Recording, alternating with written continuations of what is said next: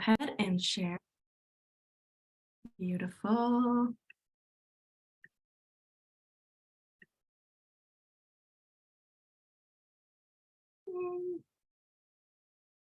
Sorry, let me get to the first slide here.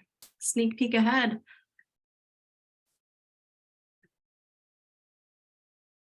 All right, I'm gonna go ahead and mute myself, but Princess, whenever you need the slides changed, just let me know, but I'll go ahead and hand it over to you.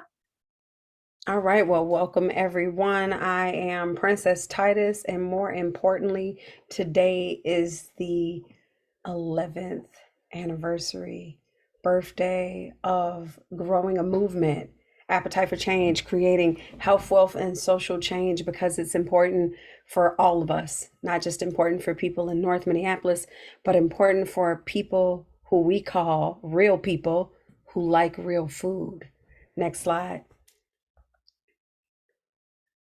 Again, there it is. So we're gonna all just really, it's an honor to have been in the community for the last 11 years, and celebrating our 11 years of growing this movement. I was always a slide ahead of myself, right?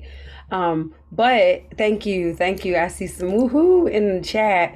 But really, what does that mean? What did that look like? That looked like cooking and eating and talking with 400 community members about the change that they wanted to see. That meant not coming into a community and saying, hey, the social determinants of your health are low. You have 7 number one killers. If it's not heart disease, it's hypertension or high blood pressure or dementia or diabetes. And we think you need to eat vegetables, so eat them. It was finding out from the community who had been so resilient through 38 fast food restaurants and not having a large enough variety of access to fresh and local food, and asking them how did they manage it, and then using their ideas and their innovative ways of handling it to shape our movement. Next slide. So not really just celebrating us, but celebrating the people who helped us decide that our mission, our whole thing that we wanted to do was really to use food as a tool to create health, wealth, and social change in North Minneapolis and beyond. So the issue that we identified started in that neighborhood where, like I said, there's 67,000 people sharing one full service grocery store. Today's current reality is Aldi's just closed, even though they weren't considered a full service grocery store. It was in an area where a lot of people depended on it and had access to it. Our Walgreens, our pharmacy is leaving. Um, and Appetite for Change's response to that, building with the community, is we have a deep winter greenhouse. So we're striving to make sure that we can grow year round, because we know we can't depend on the systems outside of us to make sure that we eat. That's our responsibility. And then that type of work that we've done, that work has stretched all the way to rural Minnesota, where young people have shared similar stories of not having access to food. So we thought this was about North Minneapolis in the beginning. But then when people heard our stories and were courageous enough to say, me too, we found that a lot of people are having issues getting access to food. Next slide. And this is just about what we believe. We believe that food brings people closer together. In today's day and age, we've found so many different reasons and so many different ways. And some way we're living in the response of people's identity, keeping them separate. And though we respect and value that individual identity, we also value like that common human, that human identity, that connectedness of all of us being one race, the human race on this planet, who all deserves access to fresh air, right? Fresh soil and clean water and real food. And so just understanding that people can connect beyond their differences over a plate of food, at a cutting board, and even in a garden. Next slide. So we're grassroots nonprofit, like I said again, starting in North Minneapolis, cooking and eating and talking with 400 community members about the change that they wanted to see about their foodscape. And one of the questions that came up from the young people, these are our young people selling produce at the farmers market. I remember one of the questions was like, well, is this food here because we eat it, or do we just eat it because it's here?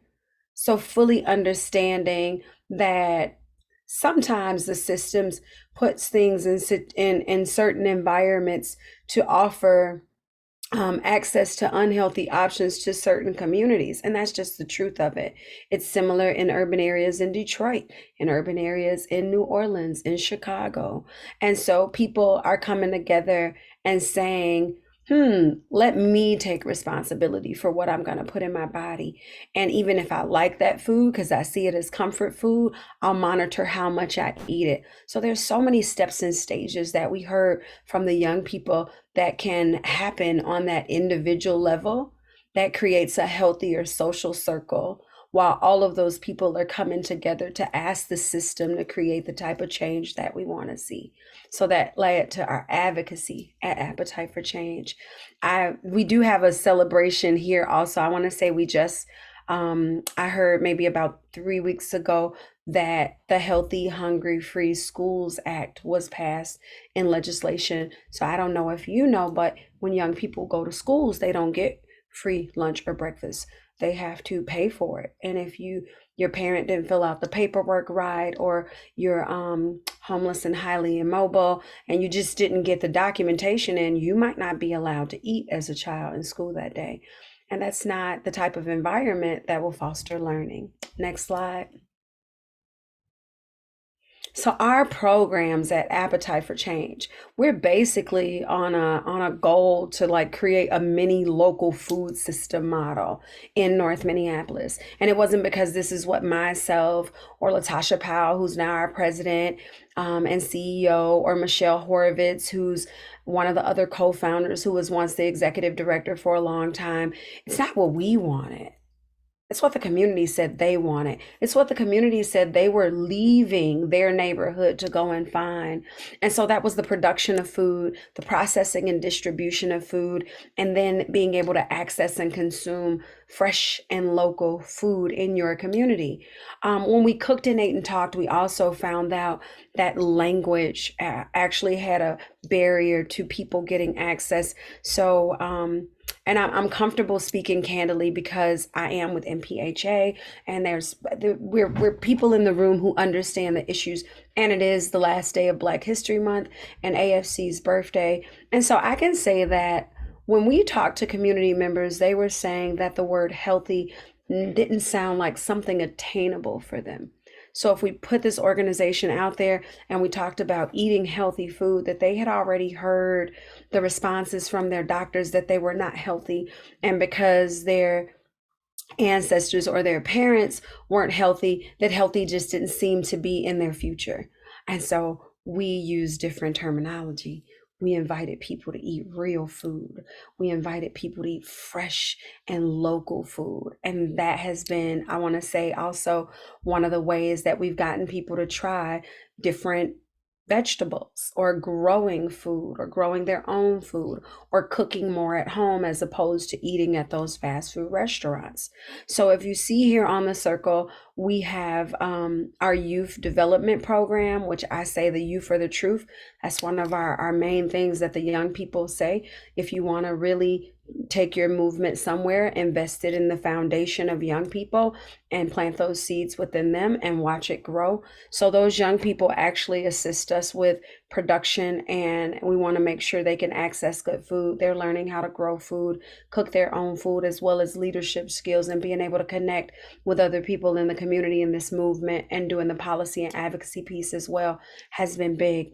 Our urban agriculture program, we have two urban farms. We have a deep winter greenhouse, the second of its kind in Minneapolis, and we also have a hoop house. We have our Community Cooks Meal Box program, which is a pivot from that flagship engagement that we did when we cooked and ate and talked with 400 community members. where we weren't able to cook and eat and talk in person during COVID. And so we mailed those boxes to people's homes with menu items so that they could cook and eat and talk in their homes about the adversity that we were all facing together as one human group, right? Right. And then we have AFC Meals, where we're getting meals out to community partners who their constituents need food. We have Breaking Bread Cafe and catering. Like, if you have not catered at Breaking Bread, like, or had lunch there, like, we can have lunch. We also have our farmers market, which launches at the Capri Theater's beautiful new site, that open patio area, and that starts on Juneteenth, I believe. And we have our Community Cooks program, which we have been able to relaunch since COVID. You know, we've gotten safer precautions. Yay, Minnesota, for keeping our numbers down and being safe, because now we're able to cook in person with our young people, and we're also doing that virtually with new moms. Next slide. So, what are we really trying to do when we talk about health, wealth, and social change? If you've ever gotten a message from me, I can't say it enough, but your health is your wealth.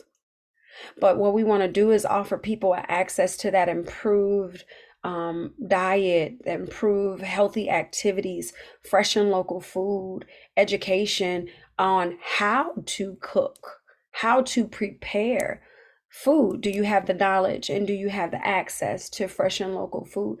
That's going to impact and increase the amount of health that you have. And then when we talk about wealth, we're truly talking about investing into the community. Are we creating jobs? Is there economic growth? Are people able to start their own farming business and partner with us to sell their produce at the farmers market, or sell their produce to us at our cafe? And then how do we train and develop those farmers? If they have a passion, do they have all the skills that they need? Can we come into the place and help them remove those barriers and develop their businesses? And then again, when I talked about policy change and creation, like, that's where the community building piece comes in. We're not the only peoples who are striving towards food justice. So the people that we partner with, Project Sweetie Pie, and some of the co-ops, to be able to come together and say that real food is important to the real people in North Minneapolis and beyond. Next slide.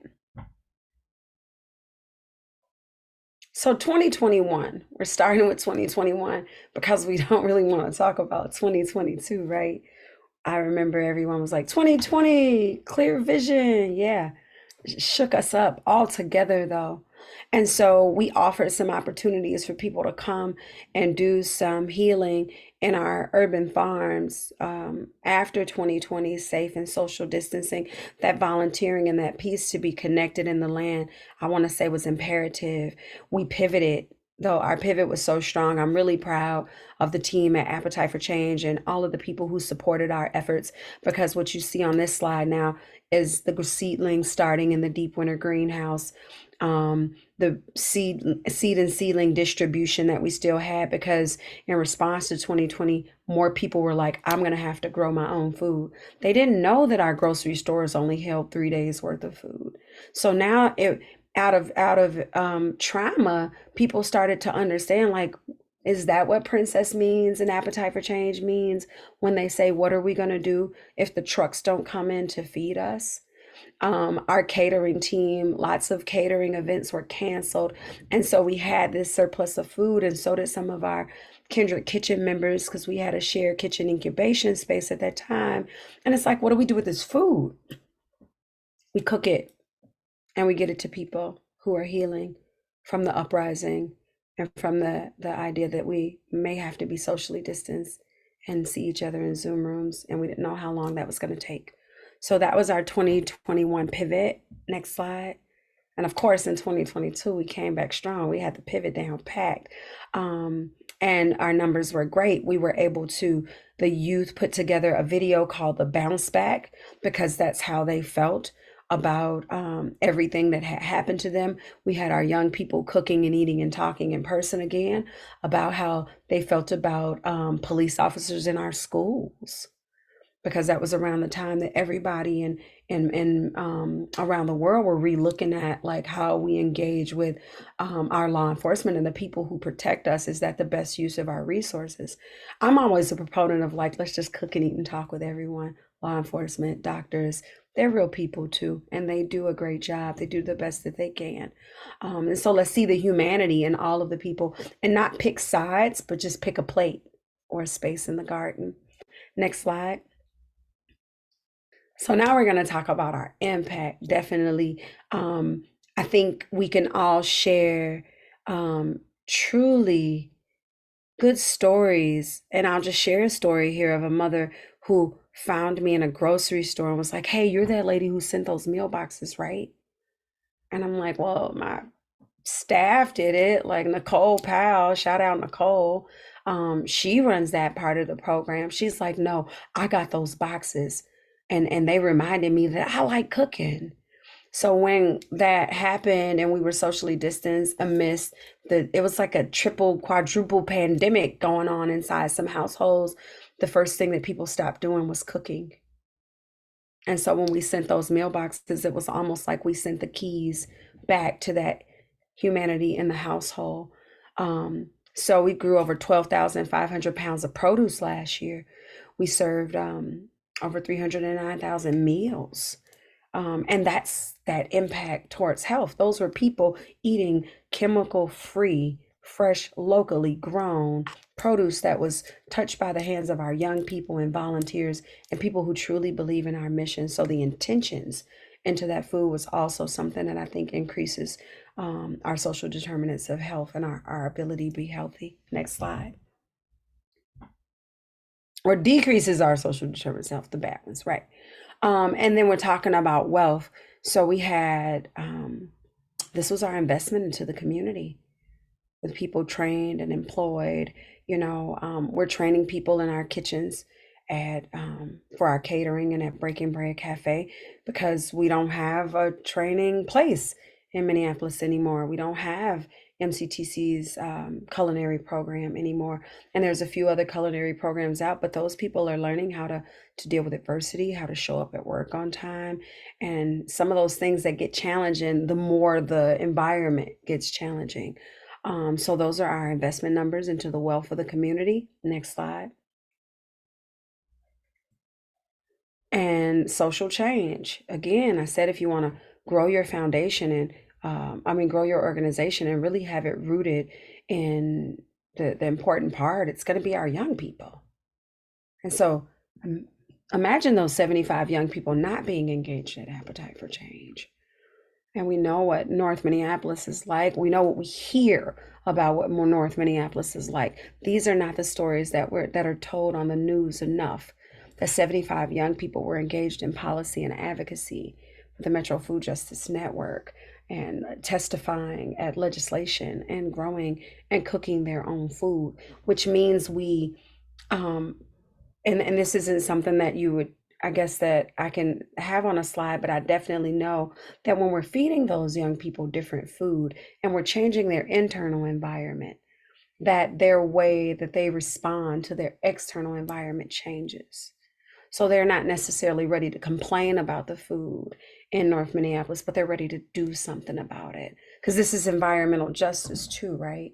So I believe that when we give those young people access to land, soil, and water that's healthy and real food, that they become the solvers of their own problems. And that's like, I know this is Black History Month, but it just feels like Black Future Month, especially with the work that we've been able to accomplish in Appetite for Change in the last 11 years. Next slide. So these were our goals, like coming up out of 2020.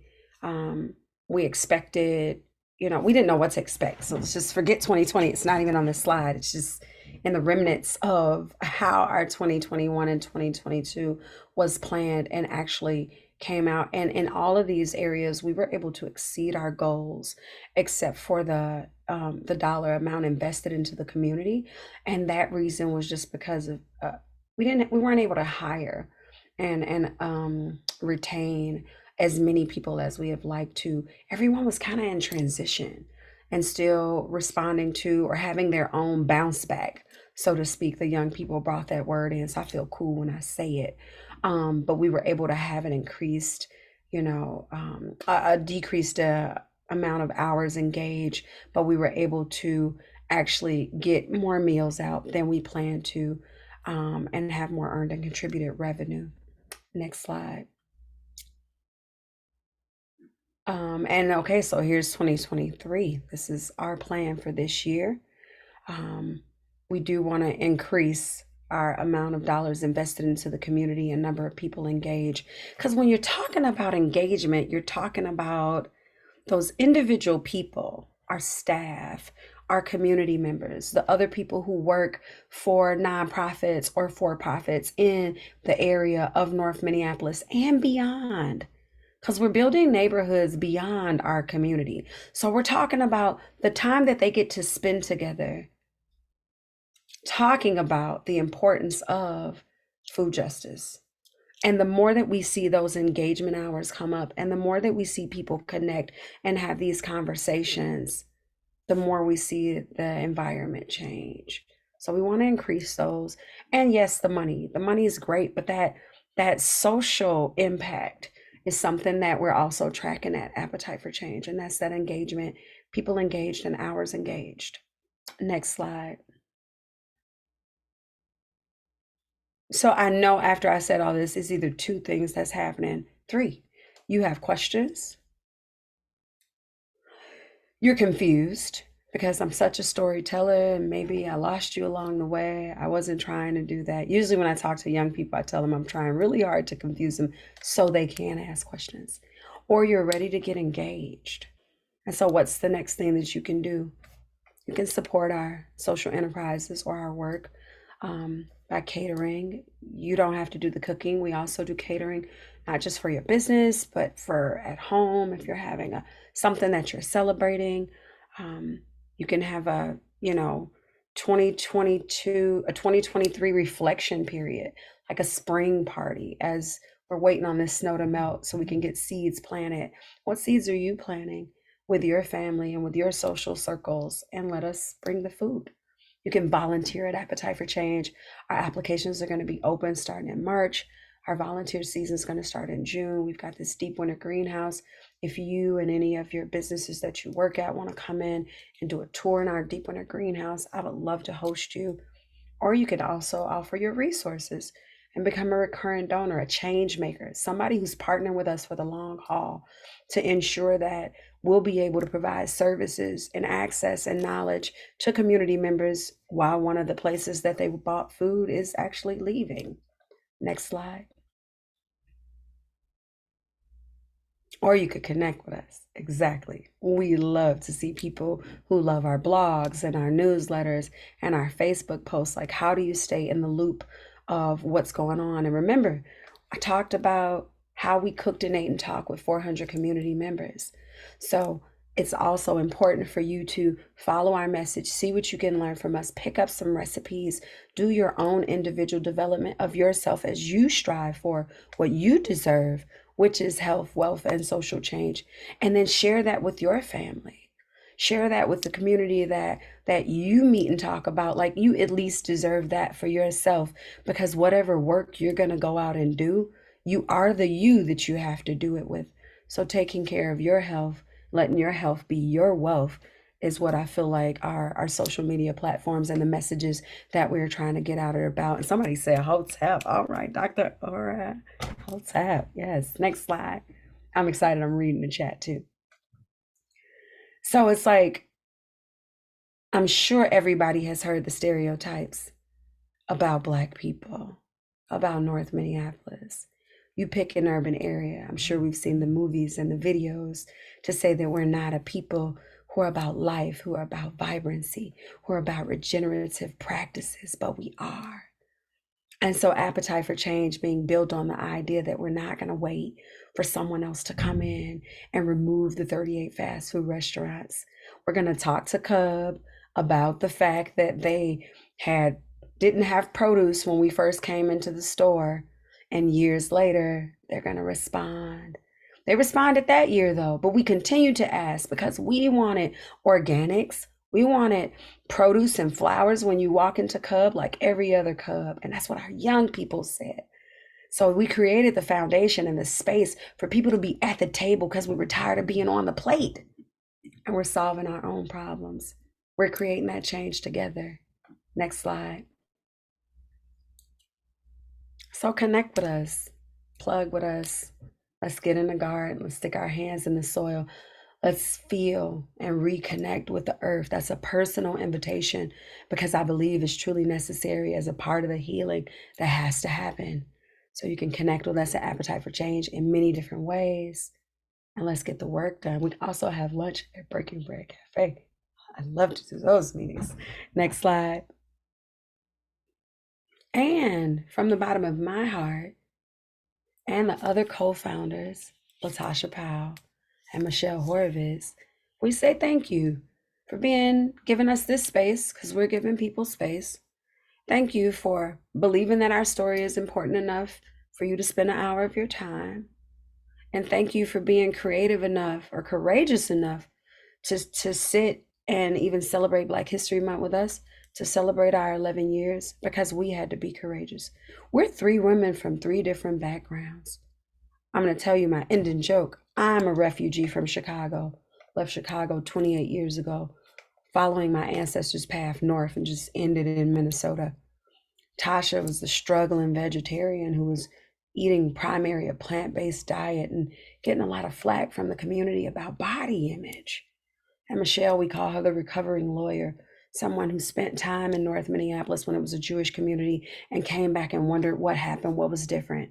And the 3 of us, because we believed in economic development, health, and the importance of saving this environment for our children, we came together and asked other people to join us. And now we're asking you. So join us. I look forward to seeing you, and thank you for your time. Peace.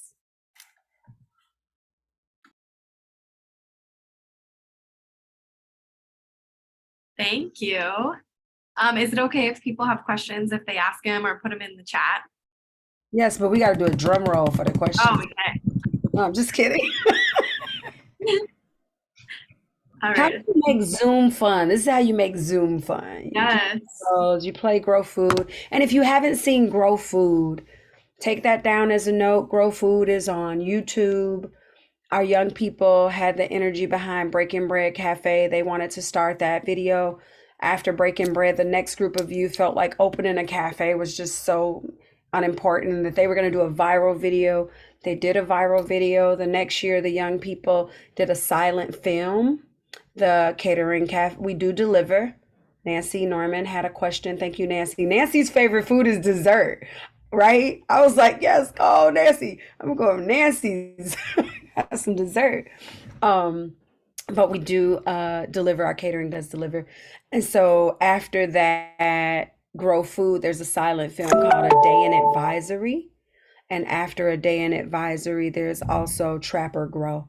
And so check us out on YouTube and just see how inspiring and powerful it is to see what young people can do when you feed them real food. And so does anybody else have any questions? Oh, look, Grow Food just popped up in the chat. Okay, I'm seeing some questions. What have you discovered is the best way to connect with the young people in terms of improved diet and health and trying new foods? Asking them first. You have to have buy-in. So even if that's your goal to talk about those things, ask young people what else do they want to talk about, and then take those things. And it's almost like as a teacher, I think about it when you're making an integrative lesson. And so then you're gonna, if they want to talk about basketball, maybe you're gonna, or football, maybe you're gonna make sustainables where you make your own little granola bar ball and it's connected to football. Have them do some research, show them that other young people do it. It's almost like you got to make it look cool, but you got to have buy-in as well. Let one of the young people lead, they will follow each other, and maybe let them listen to their type of music. And sometimes their music doesn't have the most positive messages, but you could always do like an instrumental of some trap music or some rap music, just so it feels like environment that they're comfortable with. I hope I answered your question. How have you been engaged with the closing of Aldi's in North? I'm assuming it's a big deal, big impact on the folks, and I wasn't sure if you received or will receive more requests since then. Really, Rebecca and Shirley, we've just been, I'm gonna say personally, we've done some interviews, we've responded to it. I believe we're coming together with other community members to talk about strategy behind it and how we respond. But can you just imagine what it's like to be on the ropes and then to get home and know you might have to pick up your grandma because she lived in that area and you used to meet her at Aldi's in that area to take her to the store to show her how to eat healthy. So it's like we got to fix the problem on an individual level, talk about how we're going to fix the problem on a social, systemic level, and it's paining us. It's like trying to fix your leg while it's broke and walk to the car to drive yourself to the doctor's appointment. It's a lot. So we have been just kind of processing it. That was traumatic because we didn't even know that they were leaving. And then after they left, they had like a social media post asking, where should we go next? And I'm like, you shouldn't have left here. Like, what was wrong with us? If there was something in the community that they needed more, I felt like they could have reached out to us to talk about. They could have engaged as being a part of our food system. Where do you find the catering menu? I'm going to have Stephanie drop the catering menu in the link in the chat. Hotep volunteer opportunities available. Our volunteer page. Hey, Dr. Aura, our volunteer page is coming live soon. We're working on it right now. But you can email me. I'll put my email in the chat because I have the documents and we're working to get them put up on our website. So if you need those, you can email me and I can get you the volunteer application, a handbook, and we can schedule your orientation and have you all ready and signed up for a date. The dates are people are starting to say like this date. We primarily do our volunteering on not Tuesdays. We changed the date, Wednesday and Thursday from 10 until 12. And then sometimes afterwards we do a 12 until 1 lunch at Breaking Bread Cafe. And I usually come and share the mission with groups of people. Sometimes people cater. And so the food is ready when you get there, so you can just eat, and then we spend time and fellowship. We break bread, and then people leave after we take a picture in front of that beautiful mural. We had another question. We have a recipe book. We actually have a cookbook coming up, but if you go on our Facebook page, there's recipes under Community Cooks, and those are some of the recipes that come up in our meal boxes. And if people are interested in volunteering at Appetite for Change to help make recipes, you can go to visit.org and check out our volunteer engagement of community meal box recipe making. Like, we got to invite everybody in because it takes a village. It truly takes a village. Yes. Yeah, I was sad to hear that Aldi's closed too. And we have we live in the community. So personally, people on our staff and their families are being impacted directly. What's AFC's big dreams moving forward? Chloe, you would ask, wouldn't you, beautiful flower? Okay, big dreams moving forward. I see a forever like campus, like home, like almost like, and this is me, I'm not sharing AFCs. You have to come to lunch at Breaking Bread Cafe to hear AFCs. But as one of the co-founders, I believe that how do we have like a campus where we get to celebrate all of the people who are growing food, kind of like a African market on Broadway. I see some spaces. Who's on here? Who knows who has the land? I see some spaces. Let us get some land so we can develop. So you can come in and have a hair braider, and you can come in and get some juices and some sandwiches and some cafe food and some vegetables year round inside. We only have like a 3 or 4 month growing season. That's what I see in the future. I think North Minneapolis needs it. I think we need to rebrand West Broadway, especially with the coming of the Blue Line. I'm sure people have different feelings about it, but that needs to be a destination spot. And before other more Taco Bells and Burger Kings come in and capitalize on that, the community who's been doing the work, the business developers that are there, like Juxta and all those Black organizations, Black Women's Wealth Alliance, Appetite for Change, like, we should be able to have something that says that this is our home. Those are dreams moving forward. How long do youth stay engaged with AFC? Have previous program participants been able to stay connected with the program? Love to hear more success stories about the youth after they move on. I believe our youth program now is like a 3-year rotating. We want to give space in that freshman year for you to get grounded in high school, or space in that senior year for you to transition out. There are opportunities where young people have moved up into the organization and become youth leaders. Latasia Powell is actually one of our youth leaders who works doing our community cooks meal boxes. She's also in school for law enforcement, because when we were talking about police officers, she wanted to do her part. Like, you're part of the problem if you're not a part of the solution. And so Latasia's engaged in that way. Also, we have some young people who've moved up and started to do like marketing for our organization. Thinking of my success stories for my young people. I really want to say the success is that young people come back. Like, they see that as home base. And even when I think about like having a forever home, having that place that you can go and know that you can get a good meal, and you can get somebody to help you maybe sort something out over a meal and listen to you. Having that is important, I think, for our young people. So definitely they stay connected. When we show that one slide of all the young people, a lot of those U4 alumni, we have youth who come back and MC and host our events.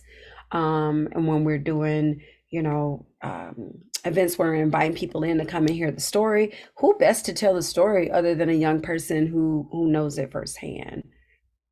Oh, no more questions. Okay, I'm happy still. Thank you so much. If there is anything else, feel free to go ahead and ask or pop it in the chat. I'm just going to share my screen one more time. Oh, I shared it to myself. Give me a second.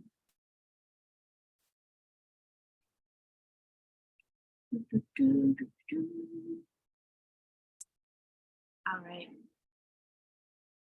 Well, thank you so much, Princess. That was awesome.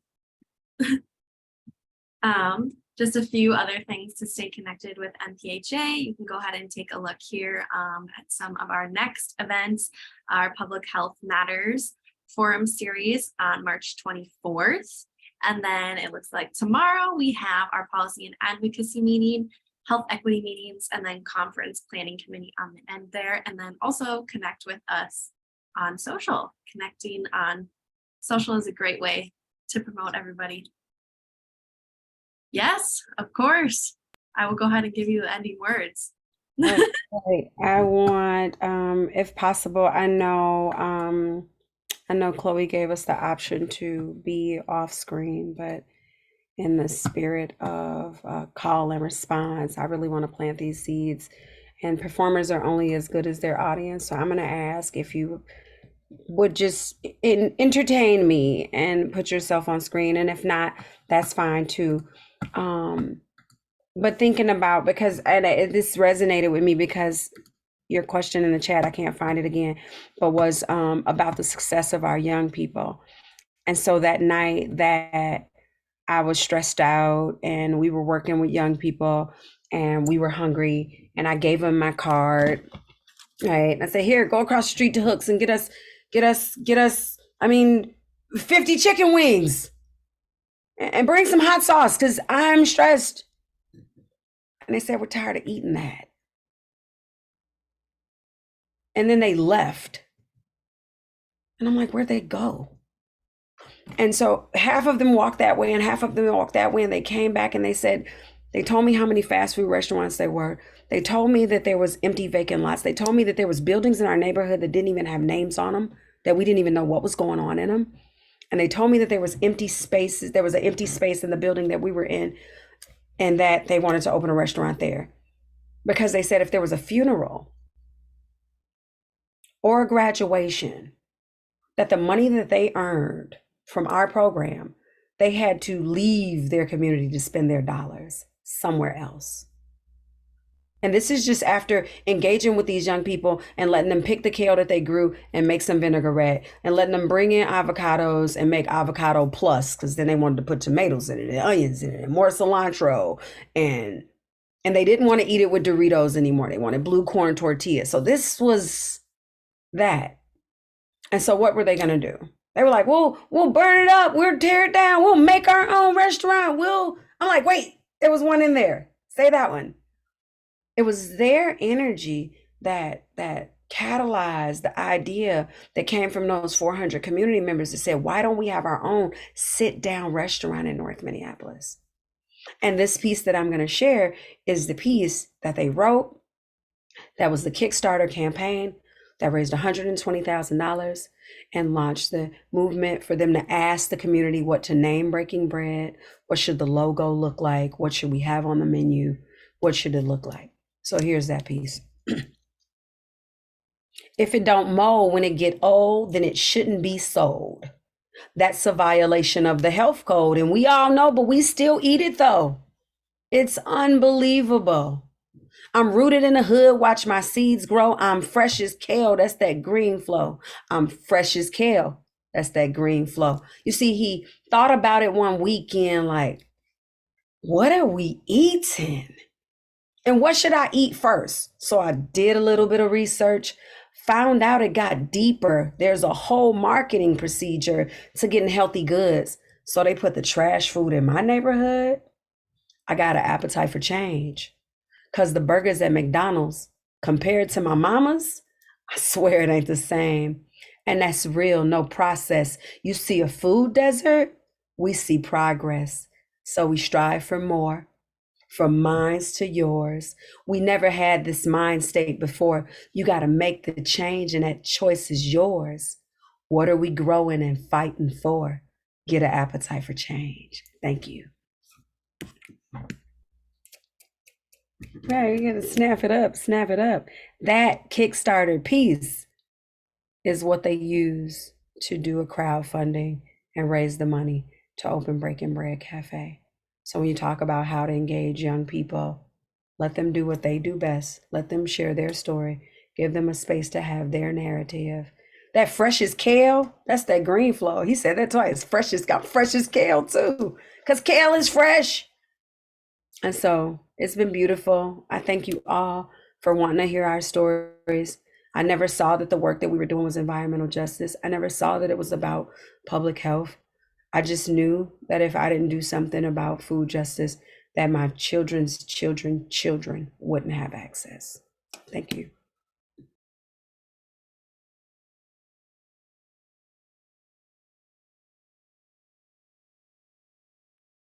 Thank you.